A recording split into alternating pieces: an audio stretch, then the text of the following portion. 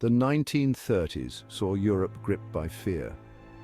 The Nazi Party's rise in Germany cast a dark shadow across the continent.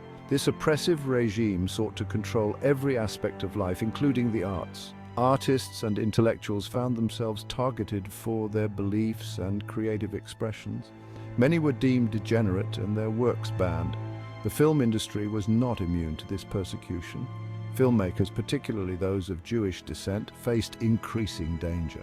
Their freedoms were stripped away, their careers were shattered, their lives were under threat. In the face of such tyranny, many chose flight. Across Europe, artists, writers, and filmmakers packed their bags. They sought refuge in safer havens far from the encroaching darkness.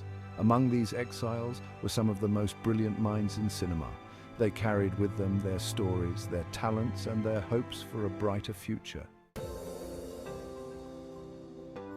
Hollywood, with its glimmering promise of freedom and opportunity, beckoned. The American film industry, already a global force, became a sanctuary for these European exiles. It offered them not only a haven from oppression, but also a chance to rebuild their lives and continue their craft. This exodus of talent from Europe to Hollywood in the 1930s and 40s had a profound impact on American cinema. Directors, writers, actors, and composers brought with them a wealth of experience. They brought new perspectives and innovative techniques. They would reshape the landscape of Hollywood, leaving an indelible mark on the industry. Among these cinematic refugees were figures who would become synonymous with Hollywood's golden age. Peter Lorre, with his haunting eyes and unforgettable portrayals of suspense. Marlene Dietrich, the epitome of glamour and defiance. Billy Wilder, the master of wit and sharp dialogue, whose films captured the anxieties and complexities of the time. These artists, and many others like them, arrived on American shores carrying more than just suitcases. They carried with them a legacy of European cinema, a deep understanding of storytelling, and an unwavering passion for their art. They were ready to contribute their unique voices to the evolving tapestry of Hollywood. Peter Lorre, born Laszlo Lowenstein in Hungary, began his career on the stages of Vienna. He captivated audiences with his expressive face and his ability to embody characters teetering on the edge. His breakout role in Fritz Lang's M in 1931 as a child murderer established him as a master of psychological suspense. Fleeing Nazi persecution, Lorre arrived in Hollywood in 1935. He quickly became a fixture in film noir and mystery thrillers. His distinctive voice, with its slight lisp and air of quiet menace, became instantly recognizable. He often played characters shrouded in ambiguity, both sinister and sympathetic. My roles in films like The Maltese Falcon and Casablanca showcased my range. I could be chillingly menacing one moment and surprisingly vulnerable the next. I navigated the dark alleys of Hollywood with a unique blend of intensity and pathos. Lorre's contributions to Hollywood extended beyond his acting. He brought with him a European sensibility, a fascination with the psychological complexities of his characters. His performances added depth and nuance to the American thriller genre. Marlene Dietrich, a star of Weimar Germany cinema, arrived in Hollywood already an icon. Her androgynous beauty, husky voice, and independent spirit captivated audiences worldwide.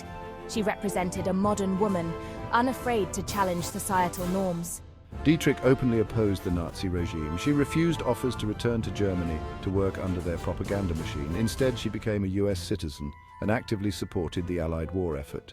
Her defiance, both on and off-screen, made her a symbol of resistance against tyranny. In Hollywood, she continued to cultivate her image as a glamorous and enigmatic star.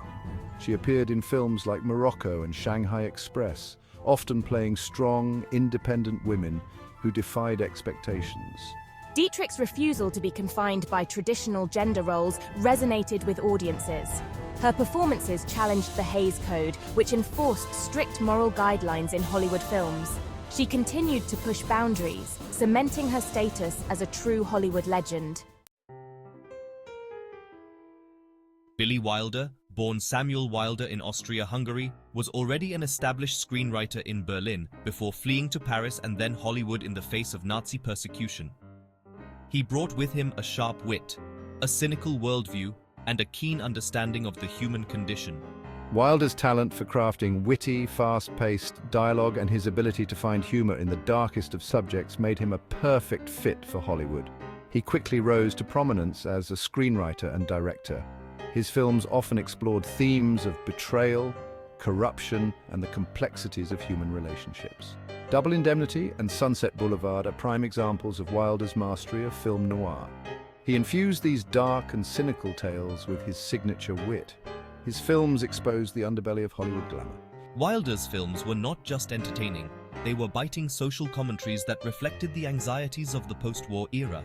He challenged audiences to confront uncomfortable truths about themselves and the world around them. His legacy as a master storyteller continues to inspire filmmakers today.